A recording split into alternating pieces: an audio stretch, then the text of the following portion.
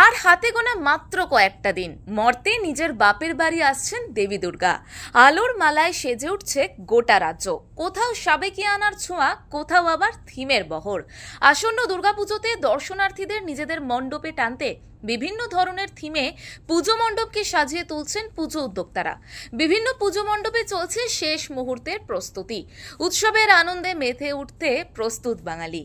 এবছর পুরনো কলকাতার ঐতিহ্য সংস্কৃতি ফুটে উঠতে চলেছে ইছাপুর রাইফেল ফ্যাক্টরির দুর্গাপুজো মণ্ডপে। প্রতি বছরের মতো এই বছরেও কলকাতার পাশাপাশি জেলার পুজোগুলোতেও থিমের ছোঁয়া লেগেছে। এতদিন যারা বন্দুক তৈরি করে দেশের সুরক্ষায় নিজেদের অবদান রাখতেন, সেই রাইফেল ফ্যাক্টরির আধিকারিক থেকে কর্মীরাও তাদের দুর্গাপুজোতে আনছেন থিমের চমক।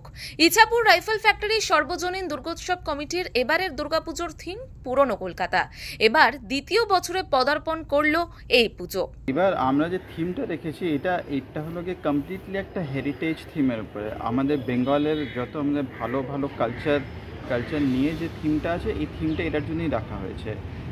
আমরা লাস্ট টাইম আমরা যে থিমটা রেখেছিলাম ওখানে ফুটফলস অনেক বেশি হয়েছিল। সো দিস টাইম রাউন্ড ওটাই আমাদেরকে ইন্সপিরেশন দিয়েছে কি এইবার যে আমরা থিমটা রেখেছি ওই থিমে আরও বেশি আমরা এক্সপেক্ট করছি কি আরও বেশি ফুটফলস হবে। কলকাতার নামকরা শিল্পীরা রোদ জল উপেক্ষা করেই এই পুজো মণ্ডপকে সাজিয়ে তুলছেন। মূলত পুরনো কলকাতার ঐতিহ্য সংস্কৃতিকে তুলে ধরতে চাইছেন তারা। গত বছরের মতো এবারেও দর্শনার্থীদের ঢল নামবে তাদের পুজো মণ্ডপে, এমনটাই আশা করছেন পুজো উদ্যোক্তারা। ইছাপুর থেকে প্রতীতি ঘোষের রিপোর্ট, ওঙ্কার বাংলা।